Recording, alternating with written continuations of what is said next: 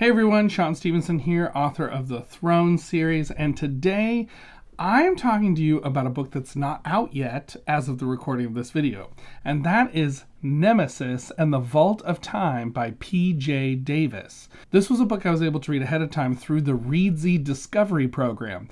I recently became a Readsy Discovery reviewer, and what that means is I am able to download and read ahead of time an independent author's book and review it. And so I get the book for an honest review. And so this is my honest review of Nemesis and the Vault of Time by P.J. Davis. Now, I loved this book. Just gonna say from the beginning, I really love this book. And I'm so excited that this was a book published by an independent author. I think it's really important to support independent authors and to support people's dreams of writing, because I love writing, I love reading books, and it's just all the good things. So this book, though, Nemesis and the Vault of Time, it's coming out soon. And what is it about? That is the question.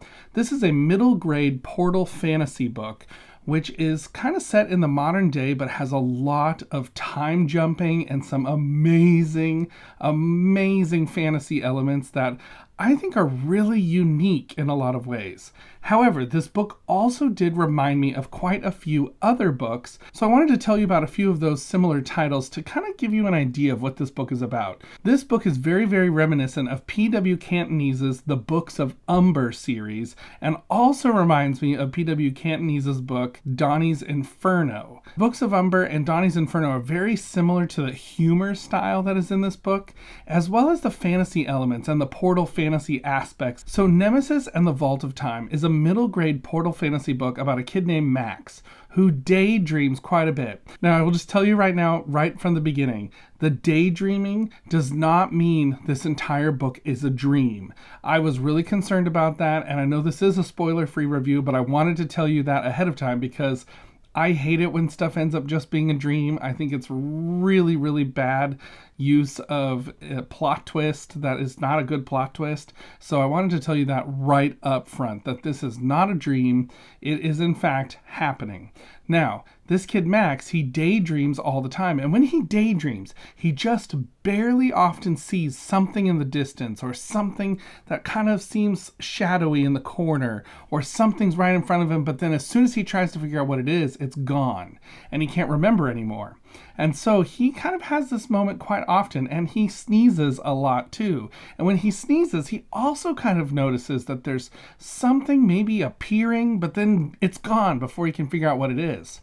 Well, Max comes into possession of an ancient manuscript that says that this is not just stuff appearing, but in fact, it is creatures from another dimension that are being able to kind of siphon their way into our world because of someone sneezing or someone daydreaming. They latch onto that and are able to break through into our world and steal the life force of the person that they are latching onto.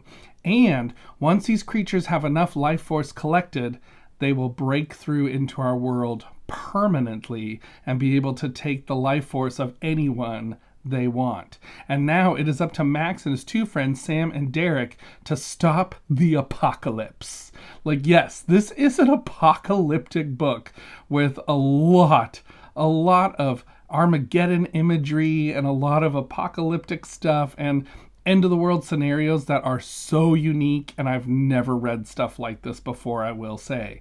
I've never read an Armageddon plot quite like this one, and I think that's one of the areas that P.J. Davis really shines, is he has put together a very well-conceived world where you believe everything that's happening, it makes sense. There's no parts of this book that I thought, what? Like, what is, that doesn't, I can't follow that, what's happening there. Everything pieced together very easily, very simply, and I really enjoyed it. Max was also a very unique character, because on one hand, I could see where some people might think he's a Gary Stu. A Gary Stu is a character who can like kind of do everything the first time, they're able to do all the stuff, and they never do anything wrong. But Max, he messes up a lot. And he has some real character arcs and some real defining moments. And he almost made me cry. There was one scene near the end that almost got me as I was reading this book, and I thought, oh, no, P.J. Davis, you're not going to make me do it, are you? No. And so I did not cry, but I was close. I was close to crying near the end of this one because there is an emotional punch that comes that's earned, it's deserved, and I thought worked really well. Sometimes this book kind of reminded me of the scene in Harry Potter and the Order of the Phoenix, where Harry Potter and the other characters go into the Ministry of Magic, and they go into the kind of the strange section of the Ministry of Magic where there's like the Hall of Prophecies and there's the strange rooms where things are not ever quite explained. And even the scene with the portal to another dimension of some kind that one character in that book falls into. If you haven't read the books, I don't know what you're doing, but there you go. There's not a spoiler that way. But that kind of mystery element, PJ Davis does this a lot, and I loved it.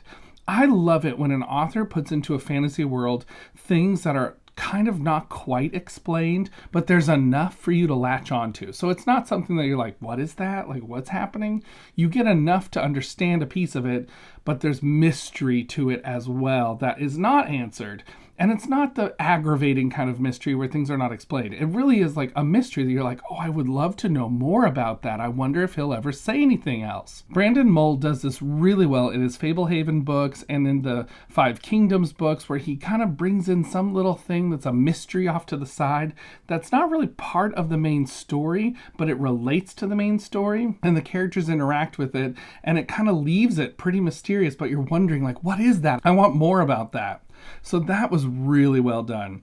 I will say the one weakness that I saw here was sometimes in the writing, there were moments where the characters are by a tree and then all of a sudden the next sentence they're at a bridge, and I was kind of missing the connective tissue between how do we come from the tree to the bridge.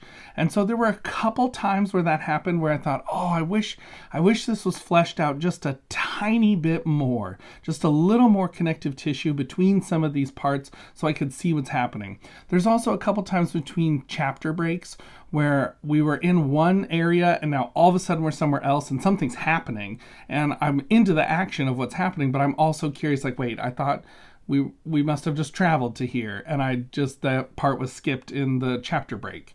So there are a couple moments where there's that connective tissue, but that is the only real weakness that I saw in this book. Otherwise, it was so much fun. It was funny. It had so much action. It had some good scary moments as well. And I love it. It is not often that there comes around a sidekick character that I really genuinely love, and I'm like, oh, that is an amazing character. I love who you've created here. And that is in the character of Humphreys. And I'm not going to say a lot about Humphreys, but all I will say is Humphreys was like the perfect kind of sidekick character you want on any sort of quest, because Humphreys brings a lot of humor, Humphreys brings a lot of comic relief, and Humphreys brings some hidden gravitas that I thought was excellent. I thought it was so good and so well done and poignant. It was a nice bow on those characters. I will say there is one female character here, Sam, and I feel like she's a tiny bit underwritten. She's not in the background totally useless. She's very useful in the story, but I felt like her character was just a little bit underwritten, and I think more emphasis is placed on Max, Derek, and Humphreys than on Sam, who is also part of this team. So it's not really a complaint. It's not like a weakness. She was just a little more of a background character. And I don't know if there will be a sequel to this book. As far as I know, this is a standalone fantasy novel, which is pretty rare for middle grade.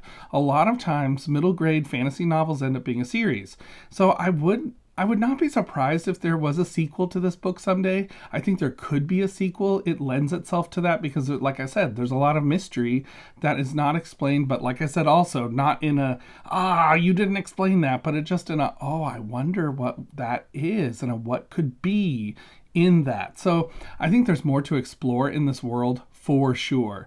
There are some great kind of national treasury moments along with all the fantasy elements. It was just a lot of fun. I really enjoyed this book. So definitely This one comes out at the end of March. I definitely recommend you picking it up. Nemesis and the Vault of Time by P.J. Davis. Find this one online. You can go to P.J. Davis's Facebook page to find out more about him, or you can find this one on Amazon.com is where I saw it. So definitely check this one out. I would give this book a 4 out of 5 stars. Like I said, I think it's really well done. It's well constructed. It is a great story, and I had a blast. I pretty much read this book straight through mostly. There were a couple days where I was doing the beginning, and then all of a sudden I blasted through to the very end, and I couldn't stop reading. I had to know what happened. It was just that good. It was probably around about page 40 for me, where it just all started clicking really well together, and I thought, yep, this is my kind of book. I really like this a lot. So definitely check this one out. Have you heard of this book yet? It is coming out soon. Definitely put it on your TBR. You are going to enjoy it if you enjoy a good middle grade Portal fantasy book. So until next time, everybody, keep reading. Bye.